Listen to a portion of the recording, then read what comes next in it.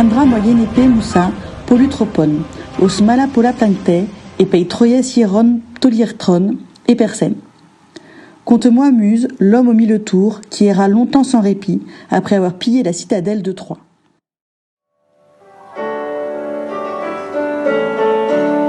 Conte-moi d'abord son arrivée chez le roi des Kykonès, chez Mentès.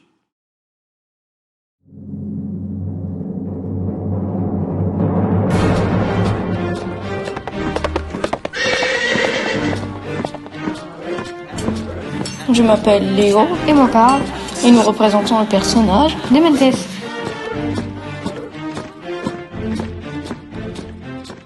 Je m'appelle Mentès, le roi des Kykonès. J'ai le teint pâle et une mine renfrognée, rien de sympathique.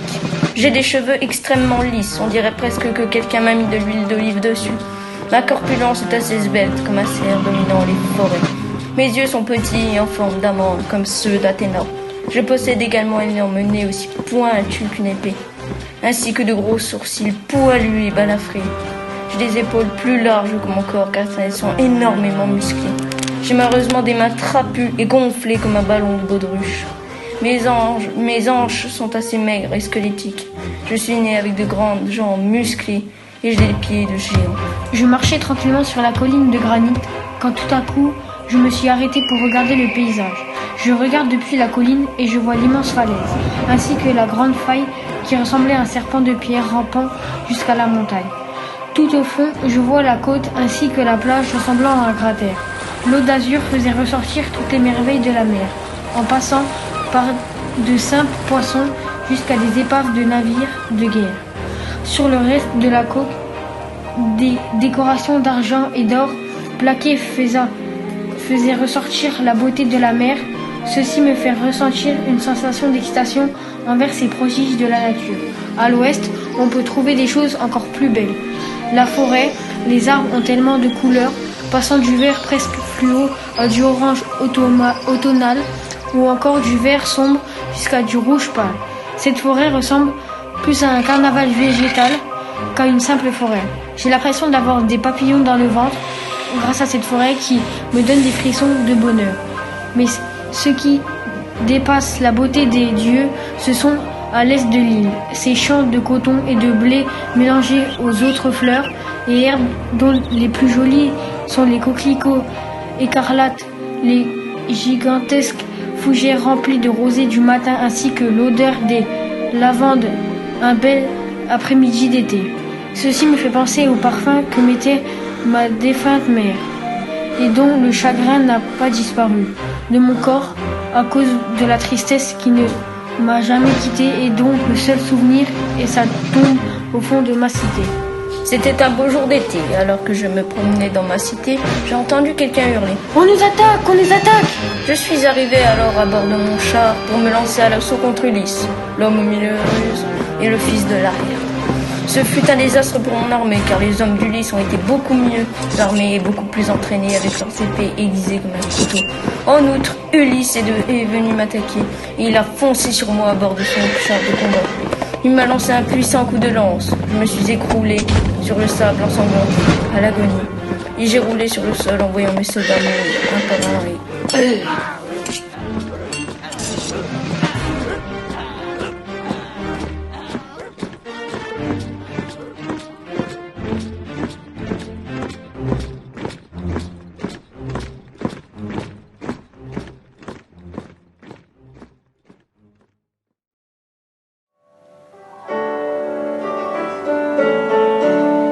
Conte-moi aussi la rencontre avec les lotophages de cette personne, cette Odysseuse.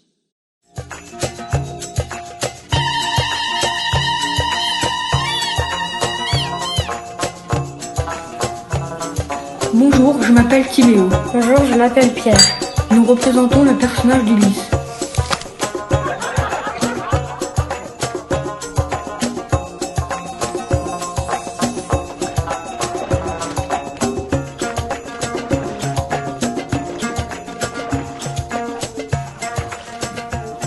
Je m'appelle Ulysse. Ma femme porte le nom de Pénélope. Et j'ai un fils, Télémaque. Ma mère se nomme Anticlée et mon père est Laërte. J'ai les cheveux bruns, mi-courts et souples. Mes yeux sont de la même couleur que mes cheveux. Et j'ai un grain de beauté sur l'aile gauche du nez. J'ai un gros torse et des bras musclés. Je suis robuste comme un taureau. J'ai de longues et fines jambes et d'assez gros pieds. Des mains râpeuses comme des lames. Je possède une grande intelligence dotée d'une ruse que nul ne peut avoir et d'une expérience dans l'art de la guerre et du maniement des armes. Je m'habille d'un simple tissu blanc, avec par-dessus un plastron en fer, muni d'une cape rouge et j'arme toujours mon glaive. Je suis arrivée sur une terre inconnue, sur cette île mystérieuse qui me fait penser à Ithaque. Plus je me rapproche de cette île, plus je sens la joie que cette terre dégage. Mais je pressens tout de même un danger imminent. Cependant, en mettant les pieds sur le sable chaud, je me calme. Je sens au loin l'odeur d'olivier de mon île, et quand j'avance, je vois ces belles fleurs que j'offrirai volontiers à ma femme.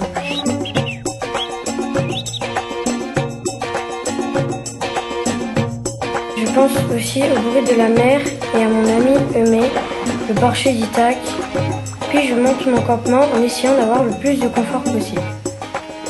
Cet archipel est très calme, bien trop calme pour accueillir une merveille. J'ai envoyé 3 hommes en reconnaissance à travers la forêt, puis j'ai trouvé que mes compagnons mettaient beaucoup de temps à revenir. Je suis allée voir mes hommes et me suis rendu compte qu'ils avaient mangé une fleur de lotus. Cette fleur efface la mémoire des gens qui ont l'audace de la manger. Je dis à mes compagnons de revenir. Revenez tout de suite avant que la marée soit au plus haut et que nous puissions plus partir, ai-je crié. Mais non, on reste ici. Il faut se rendre à l'évidence. C'est le paradis, on a tout ce qu'il faut. Mais cela n'a pas marché. J'ai dû les ramener de force au bateau pour les enfermer dans la cale.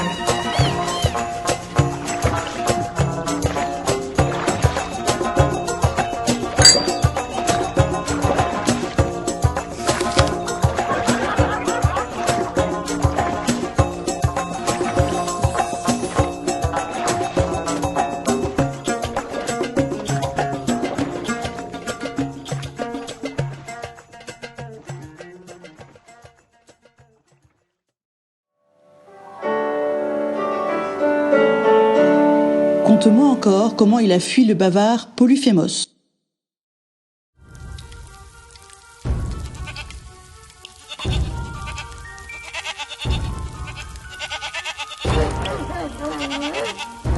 Je m'appelle Lorraine. Je m'appelle Geoffrey. Et nous représentons le personnage de Polyphème.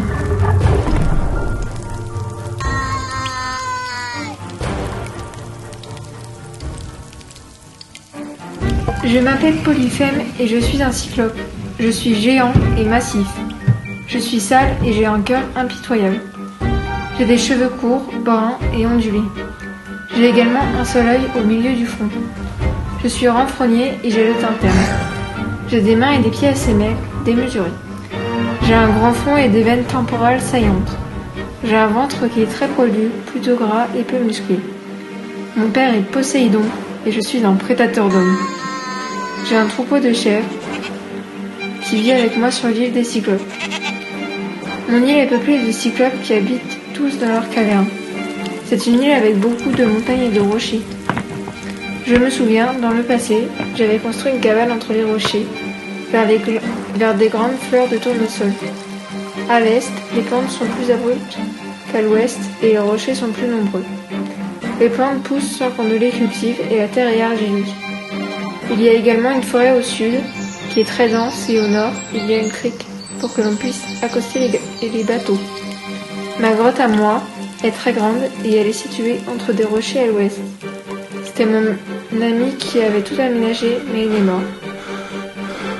Car des intrus étaient entrés dans la caverne et l'avaient tué. J'étais en train de garder mon troupeau de chèvres quand j'ai vu arriver un bateau. Quand je suis rentrée de ma journée, j'ai vu que du vin et du fromage avaient été mangés. J'ai été très en colère. Mais j'ai refermé l'entrée de la grotte et j'ai commencé à traire mes brebis. Un peu plus tard, j'ai aperçu des étrangers. Un des hommes m'a dit qu'ils étaient des Achéens de retour de Troie et qu'ils erraient en mer. Il m'a supplié d'être accueillant et je lui ai demandé où il avait échoué son navire. Il m'a répondu que Poséidon l'avait brisé, son bateau. J'ai décidé de tuer 2 des hommes, de les découper et de les manger. Après les avoir dévorés, je me suis endormie au milieu des bêtes. Au réveil, j'allumais un feu. Je recommençais à traire mes brebis, puis j'ai mis un petit sous elles pour les faire sortir. J'ai dévoré 2 autres hommes et j'ai fait sortir mon troupeau de chèvres. J'ai refermé l'entrée de la grotte et je suis partie surveiller mon troupeau. Le soir, je suis revenue, j'ai entré toutes mes chèvres et j'ai remis le rocher à l'entrée de la caverne. J'ai trait mes chèvres et j'ai saisi 2 des hommes pour les manger. L'un d'eux s'est approché de moi et m'a donné du vin. J'en ai repris 3 fois et je lui ai demandé son nom. J'ai décidé de le manger en dernier après tous ses compagnons. Puis, je suis tombée de sommeil et j'ai volé. D'un coup, j'ai senti un pieu dans mon œil et j'ai hurlé de douleur pour alerter les autres cyclopes. Ils sont arrivés et m'ont demandé pourquoi j'avais crié. Je leur ai répondu qu'on m'avait eu par ruse et que c'était personne qui m'avait crevé l'œil. Ils ne m'ont pas compris et tout le monde est parti. Malgré la douleur, j'ai sorti tout mon troupeau de chèvres.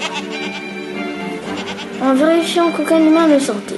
J'ai terminé quand j'ai entendu personne dire au loin qu'il s'appelait en fait Ulysse et qu'il venait d'Ithaque. J'ai compris qu'ils étaient partis et j'ai supplié mon père Poséidon de me venger.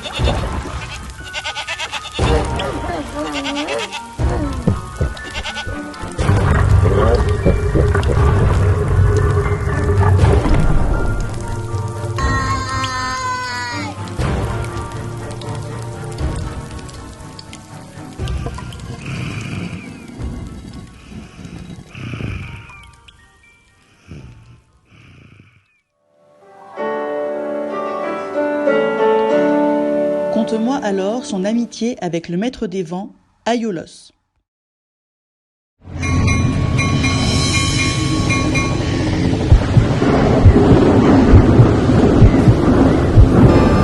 Je m'appelle Kélissa. Et mon nom est Dali. Et nous représentons le dieu des vents, Éole.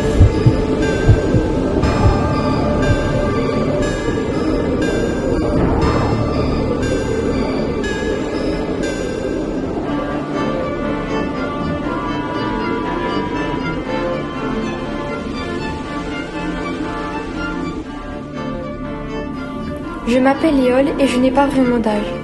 Mon nom grec est Aiolos. Je suis le dieu des vents. Il paraît que mon père est Hippotès. Certains prétendent que c'est Poséidon, le dieu des mers. Ou peut-être Zeus. J'ai 6 fils et 6 filles. J'ai une force surhumaine. Mes cheveux sont très crépus et blancs. Ils ressemblent à un nuage. Je suis très impulsif. J'ai une barbe, blanche bien sûr, et elle aussi ressemble à un nuage. Mes humeurs changent tout le temps. J'ai ce statut de dieu car mon père était le légitime dieu des vents. L'île sur laquelle je vis s'appelle Éolie. Elle représente un volcan éteint. Elle est grande en surface et elle ressemble à une montagne. Elle est entourée d'eau. C'est pourquoi je n'aime pas la pluie car ça m'énerve. Sur cette île, le vent et les tempêtes sont très fréquentes. C'est d'ailleurs pour cela que j'aime cette île où il fait beau. Ici, il n'y a aucune maison sauf la mienne. Ma maison est juchée au sommet d'un roc. Toute la place est pour moi. Ainsi, je me sens plus libérée. De ma maison, on a une très belle vue sur toute l'île. On voit de la végétation. Je peux observer la plage sur laquelle il y a des petits bateaux. J'ai choisi cette île pour son point culminant et pour l'orientation des vents. Il y a bien longtemps, j'étais astronome réputé pour mes prouesses. Je vivais sur l'île d'Éolie, difficile à localiser. Elle ne figurait pas sur les cartes. J'avais la possibilité de contrôler mon île comme un vaisseau. Je pouvais la faire flotter dans les airs ou bien sur les mers. J'ai eu la chance de pouvoir aider Ulysse lors de ses quêtes. Ulysse était censé arriver à Ithaque, île gréco-turque, mais les chimères étaient manipulatrices au point d'avoir changé l'itinéraire d'Ulysse à son insu. Il s'était rendu compte de la supercherie. J'ai aperçu Ulysse et son navire approchant de l'île d'Éolie. J'ai appelé les gardes pour l'escorter jusqu'à ma demeure. À moi, roi des vents, qui vivait dans un palais juché au haut d'un roc. Là, entouré de mes 6 filles et de mes 6 fils, Je m'amusais sans cesse. Je donnais chaque jour des fêtes, des banquets. Chacun se divertissait du matin à la nuit. Nous chantions, nous dansions. Puis, nous profitions d'un bon repos. Les lits étaient magnifiques, avec leurs cadres ajourés. Nous avions alors offert cette vie aux compagnons d'Ulysse durant un an entier. J'ai logé Ulysse. Le soir, à la veillée, nous racontions les histoires de Troie, les grands exploits des héros, le destin des Grecs quand la ville tomba. Mais, comme il me suppliait, j'ai pris soin de lui offrir une escorte pour rentrer à Ithaque.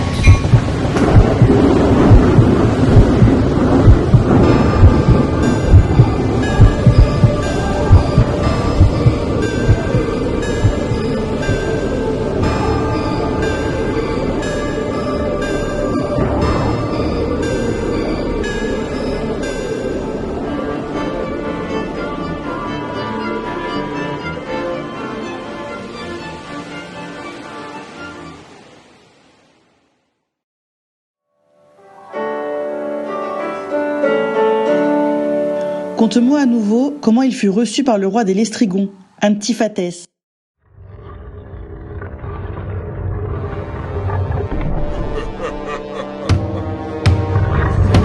Je m'appelle Ambre. Et moi Alexandre, et nous représentons le personnage d'Antiphatès.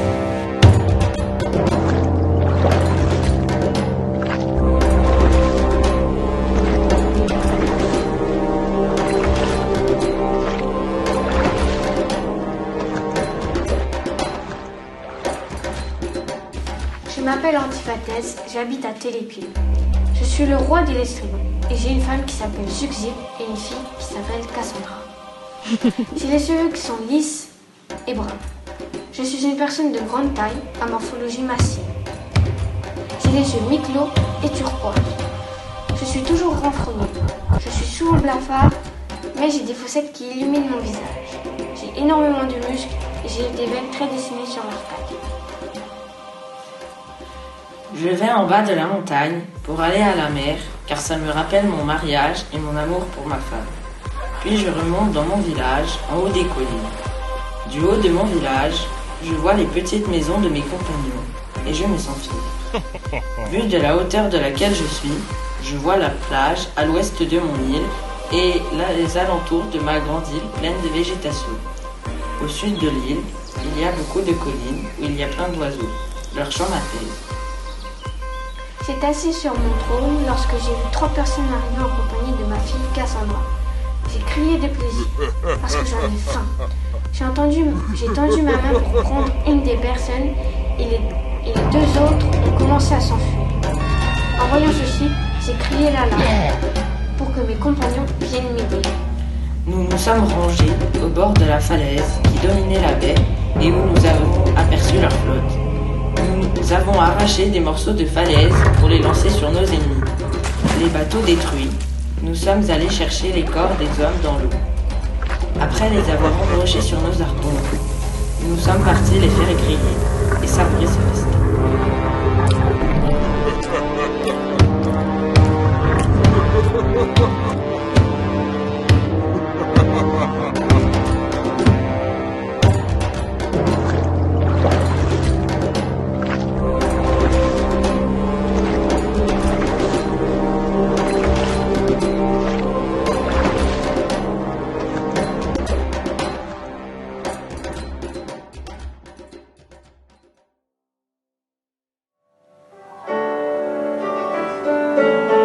Conte-moi ensuite sa résistance à l'envoûtement de la sorcière Kirké.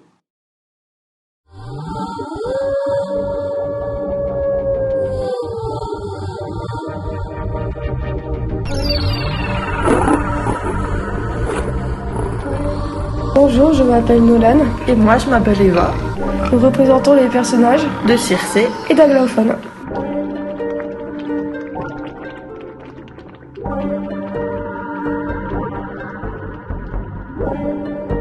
Je m'appelle Circé et je suis une sorcière. Je suis une fille experte en de multiples drogues et poisons. J'ai les yeux bleus en amande et des cheveux bouclés de couleur noire. Je mesure 1,75 m et je suis donc plutôt grande avec un poids moyen. Je suis souvent représentée avec des lions, des loups et des cochons. Je suis née à Olympia. Mes parents sont Hélios et Bercéus. J'ai 5 sœurs et 6 frères. Je vis sur l'île d'Éa. Sur mon île, on peut entendre les oiseaux chanter. C'est très agréable. Cette île est magnifique, de loin, de haut, mais surtout d'en face. Car on peut entrer dans une grande forêt d'arbres splendides. Elle est si calme. À l'ouest de la forêt, il y a un ruisseau, d'eau et d'arbres reposants, comme celle qui entoure mon île. De loin, on dirait que j'habite dans des montagnes. Des fois, la nuit, il y a des orages qui détruisent souvent la végétation de cette île. Voici comment j'ai rencontré Ulysse. Je chantais tranquillement quand j'entendis des voix masculines m'appeler. J'ai ouvert ma porte et je les ai invités à entrer. Je leur ai dit de s'asseoir et je leur ai servi du fromage avec de la farine et du miel dans du vin de Pramnos. Puis, j'ai ajouté au breuvage de la drogue pour leur faire oublier leur patrie. Les hommes, bien crédules, ont vidé la boisson d'un seul coup. Je les ai enfermés dans la porcherie aussitôt. Il ne restait plus que leurs esprits, car leur corps se transformait en cochon. Mais après cela, j'ai entendu que l'on m'appelait encore à la porte. Je me suis retournée pour ouvrir et j'ai invité ce nouvel homme. Je lui ai offert le même service qu'au précédent visiteur, mais la drogue fut sans effet. Qui es-tu? Qui sont tes parents? Et ta cité? Je suis Ulysse, je viens d'Ithaque. Mes parents sont Laerte et Anticlée. La drogue me fut sans effet, car je suis protégée des dieux. Je suis tombée immédiatement sous son charme. Je lui ai fait à la fois une déclaration et une proposition. Ulysse, magnifique inconnu, qui s'est imposé sur mon chemin. Viens vivre avec moi, restons ensemble pour l'éternité. Mais Ulysse a refusé ma proposition et a ignoré ma déclaration. Il m'a répondu: Je ne pourrai point vivre avec celle qui a transformé mes compagnons en porcs.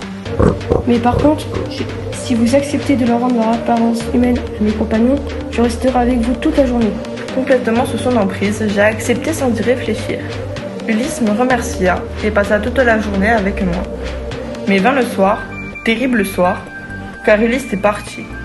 Je l'ai regardé s'éloigner avec son bateau. J'étais en pleurs. Mais comme je suis fatiguée, je suis partie me coucher, l'âme en peine. Et c'est comme ça que mon histoire se termine. Au revoir.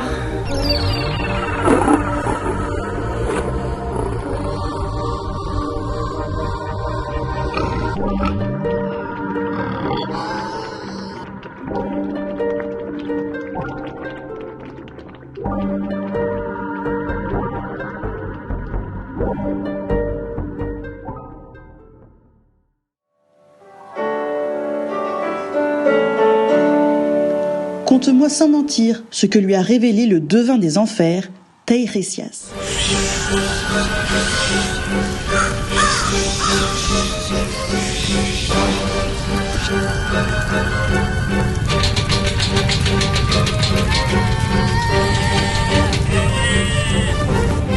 Je m'appelle Goran. Et moi Noah. Et nous représentons le personnage de Tirésias. Je suis Tirésias et je suis mort. Maintenant je suis en enfer. Avant ma mort, j'étais devin et je vivais à Thèbes. J'étais plutôt épais, mes cheveux sont plutôt bouclés. Mes yeux ont toujours été mi-clos, voire petits. J'avais le visage très souvent égayé, assez rigueux.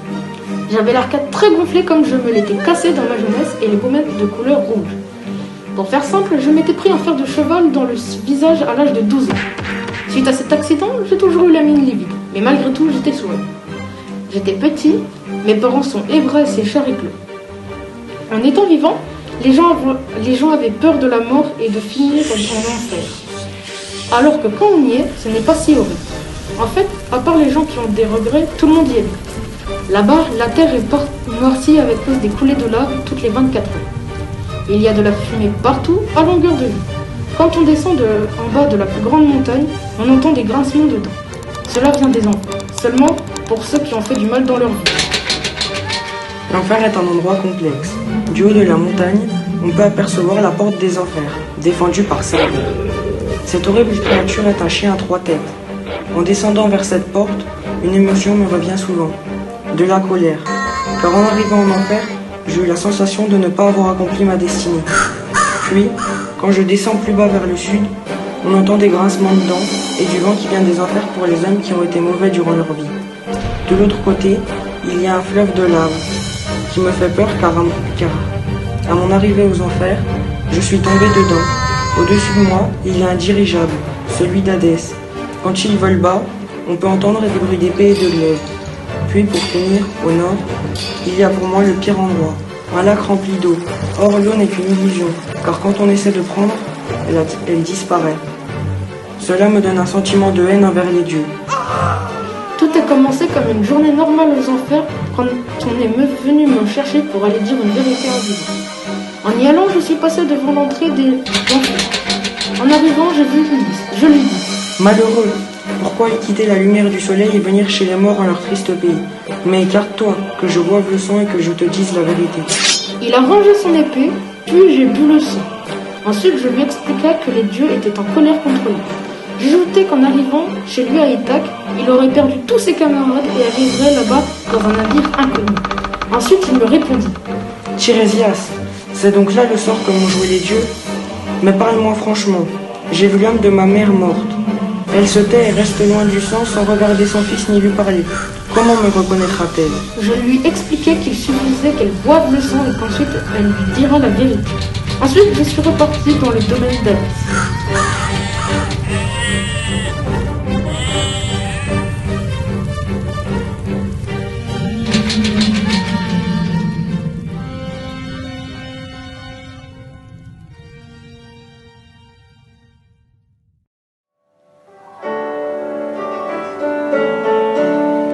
Conte-moi en outre comment il a évité la voix ensorceleuse de la sirène Aglaophonée.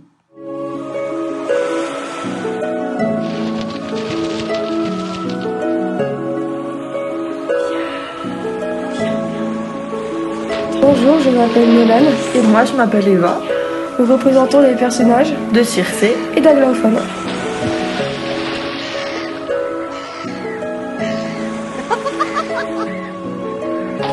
Chez moi, c'est l'île du Trident, l'île de la mort, avec la mer maudite. C'est une grande île dominée par une montagne haute et plus enneigée au nord. Aux abords de l'île, les épaves dominent les plages et les fonds marins. Ils me font ressentir de la joie et de l'accomplissement. L'île est entourée d'une mer si calme et si vide qu'elle me fait oublier ma haine. À l'est et à l'ouest, on trouve des rochers qui forment une barrière. Plus tard dans la journée, lorsqu'on voit le coucher du soleil, le ciel est encore plus beau. Puis à l'ouest, la lune rayonnante apparaît. Moi, je suis Aglaophone, une sirène avec des ailes blanches. Je suis très grande et je mesure environ 2 mètres. On dit que, malgré mon petit front, ma tête a des proportions magnifiques. J'ai de très longs cheveux blonds et bouclés. Mon visage est rayonnant avec une peau de bébé. Et j'ai des fossettes développées. Mes yeux ont la forme d'une amande bleue. Mes lèvres sont très rouges et mes dents étincellent de blancheur. J'étais en vol sur la mer quand j'ai vu un bateau en bois. Ma sœur et moi nous nous sommes jetés sur le bateau en bois. J'ai vu un homme se rapprocher du bord du bateau, mais d'autres hommes l'ont pris. Ils l'ont accroché au mât. Nous ne comprenions pas ce qui se passait. Une de mes sœurs s'est mise à chanter, mais ils ne réagissaient pas. Malgré nos efforts, ils se sont enfuis, et l'homme sur le mât nous regardait toujours. Le bruit du vent m'est resté dans la tête.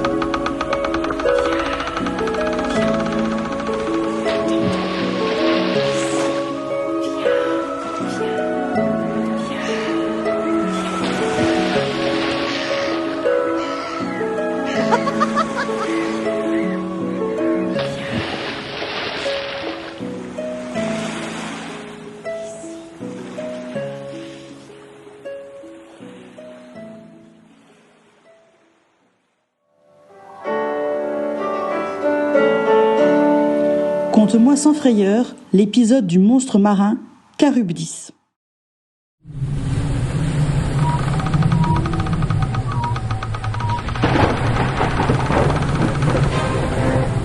Je m'appelle Thomas. Je m'appelle Célène. Et nous représentons les personnages du Caraïbes.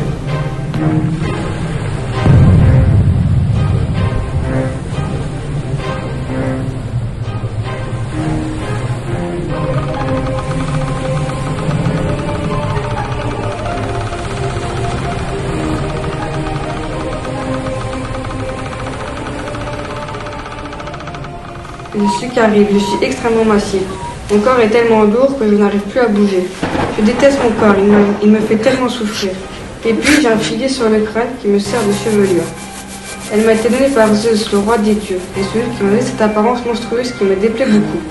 Les yeux sont globuleux et exorbitants, ils sont jaunes, mais au centre il y a une teinte bleue.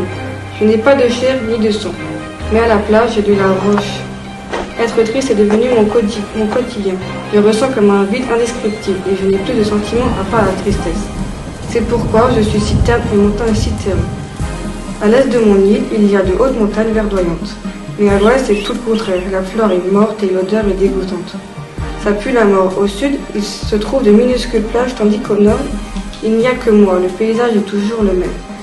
De l'eau à perte de vue, devant et une montagne derrière. Tout a commencé un mardi sous l'orage, quand tout à coup, un bateau à proue bleue est sorti de la pluie torrentielle pour venir en enfer. Il est allé vers le sud, là où était situé Scylla. Mais à ce moment, j'ai créé un tourbillon. J'ai pensé qu'Ulysse préférerait se diriger là-bas, car il pourrait perdre quelques hommes, mais non tout son équipage. Mon corps essayait d'engloutir les hommes tombés à la mer, mais je n'étais pas libre de mes mouvements, comme si mon corps était indépendant de mon esprit et agissait tout seul. J'ai tué 2 de ces hommes et je l'ai regretté pendant plusieurs jours. Le sang a coulé dans ma gorge pendant une demi-heure. J'étais écœuré devant cette écume couchant. J'ai vu Ulysse repartir vers Scylla. Il était venu avec une vingtaine d'hommes et reparti avec des soldats. Je pouvais compter sur les doigts d'une main.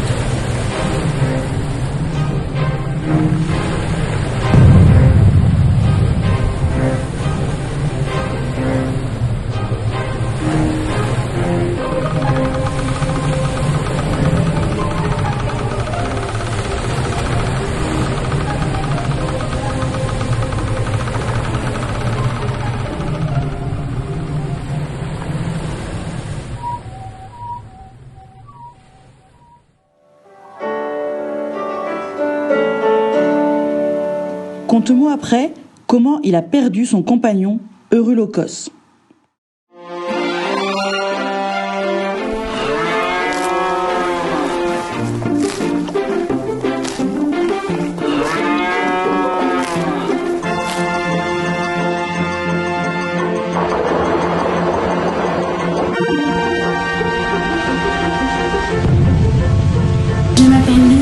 Je m'appelle Amy et nous représentons le personnage d'Eurylochos.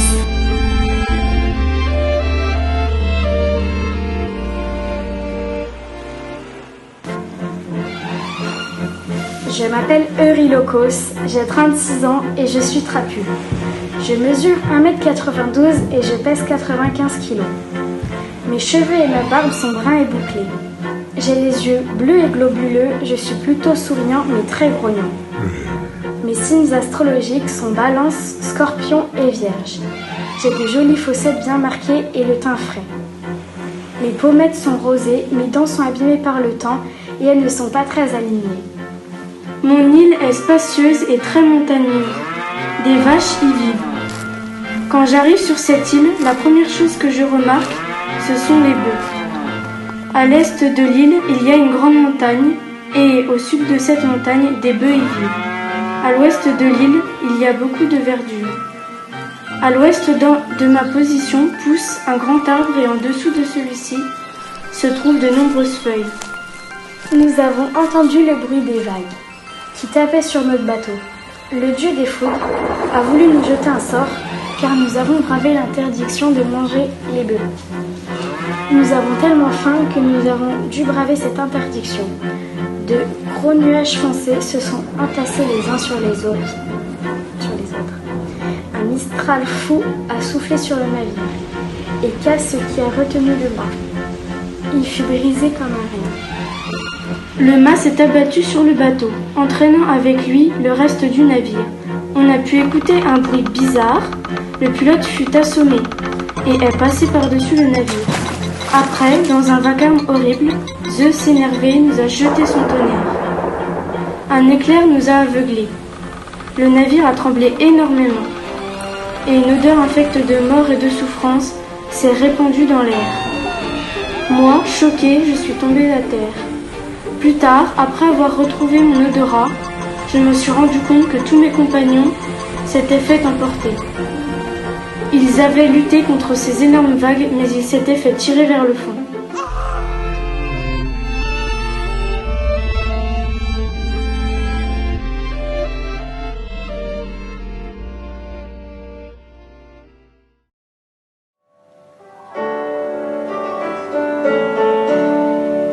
Conte-moi toujours son histoire d'amour avec Calypso. Je m'appelle Timéo. Je m'appelle Enzo. Je m'appelle Isora et nous représentons le personnage de Calypso.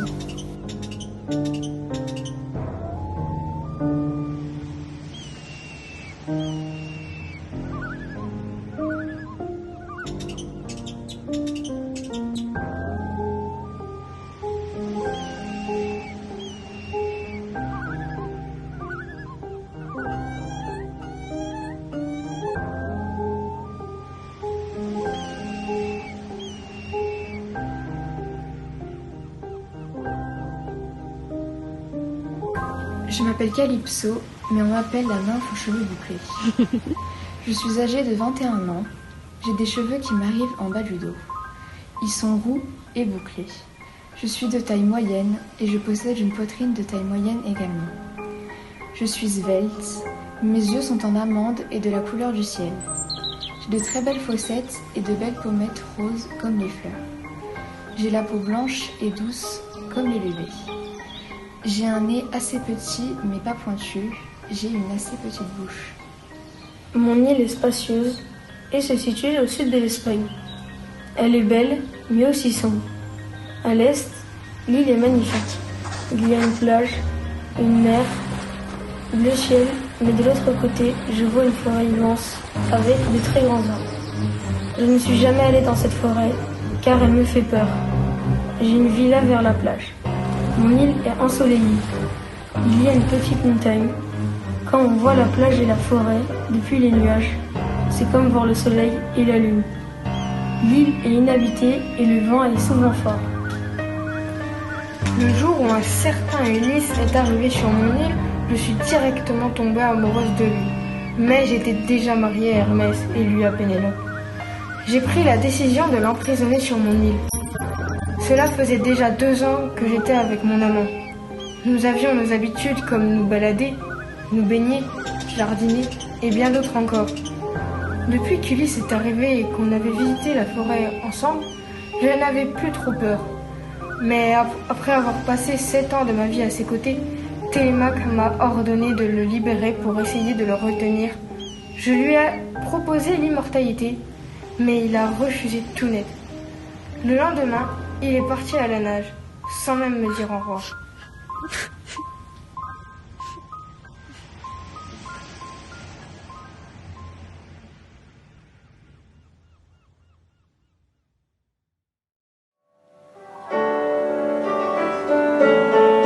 Conte-moi par la suite comment il fut retrouvé par la nymphe aux bras blancs, Nausicaa.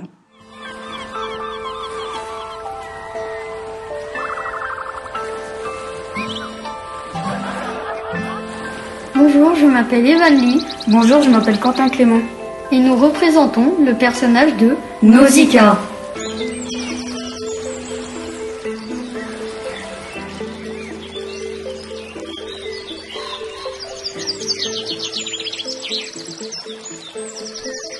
Je m'appelle Nausicaa. Je suis maigre, j'ai les cheveux bruns bouclés comme ceux de ma mère.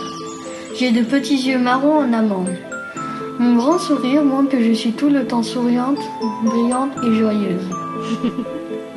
J'ai des magnifiques pommettes qui sont semblables à celles de mon père.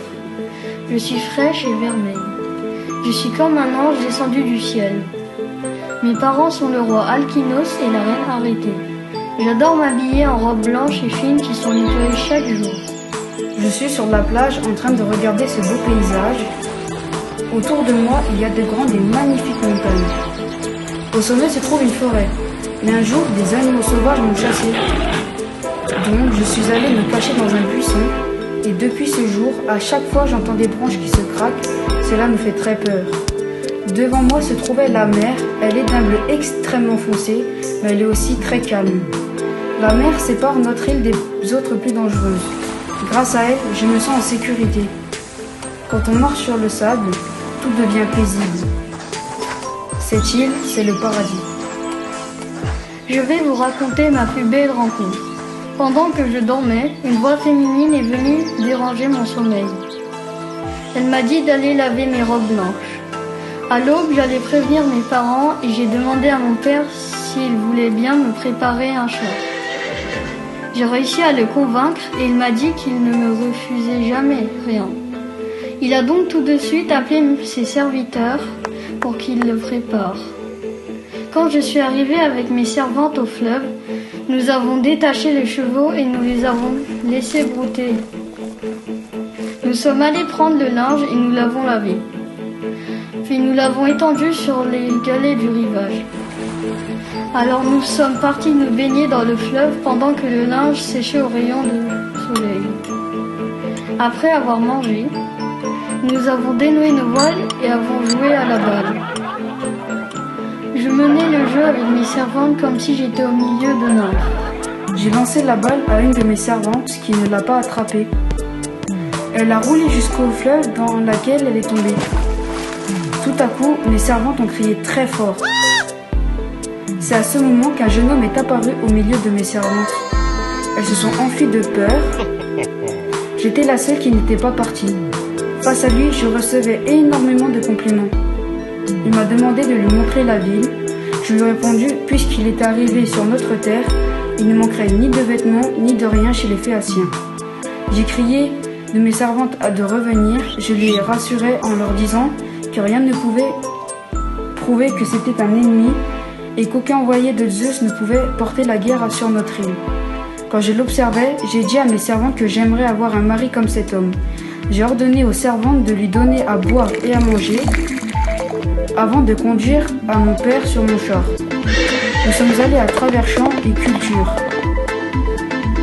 À l'approche de la ville, pour respecter mon honneur, je lui ai décrit le chemin pour rejoindre mon palais seul. Je lui ai conseillé de courir très vite vers ma mère pour ne pas se faire repérer par les gardes. Une fois à ses genoux, je lui ai ordonné de les embrasser avant de saluer mon père. Quand l'étranger a été invité à notre table, nous avons enfin discuté tranquillement. Après avoir dîné, un aide est venu chanter. Lorsqu'il s'est mis à raconter l'histoire de Troie, l'étranger s'est mis à pleurer. Quand mon père lui a demandé pourquoi il a pleuré, il a révélé être Ulysse. J'étais extrêmement étonnée et je me suis dit que j'ai sauvé un héros.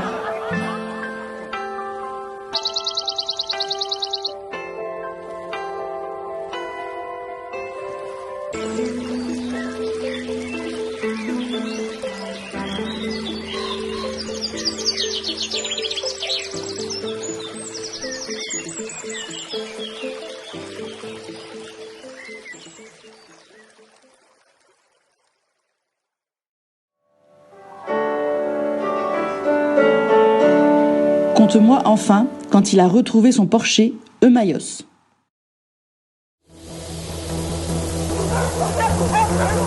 Je m'appelle Corentin. Nous représentons le personnage Eunuque.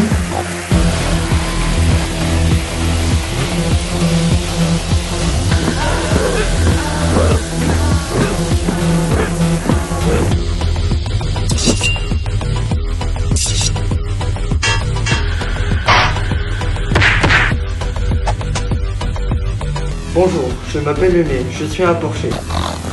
J'ai un teint gris et j'ai le visage ridé à cause de l'âge. Autrefois, j'avais les cheveux épais, mais avec le temps, mes cheveux se sont raffinés. J'ai les cheveux bruns parsemés de taches blanches à cause de la vieillesse. Mes cheveux sont mi-longs et un petit peu bouclés. J'ai les yeux enfoncés qui me donnent un air méfiant. J'ai un petit cou.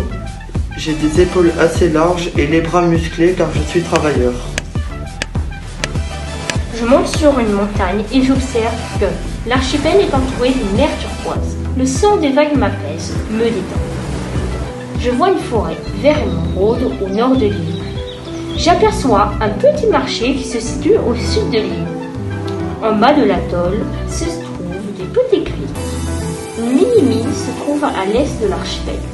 J'observe les petits oiseaux voler au-dessus de l'oasis. Au lever du soleil, le chant des oiseaux me rend joyeux. Le son de vent m'énerve.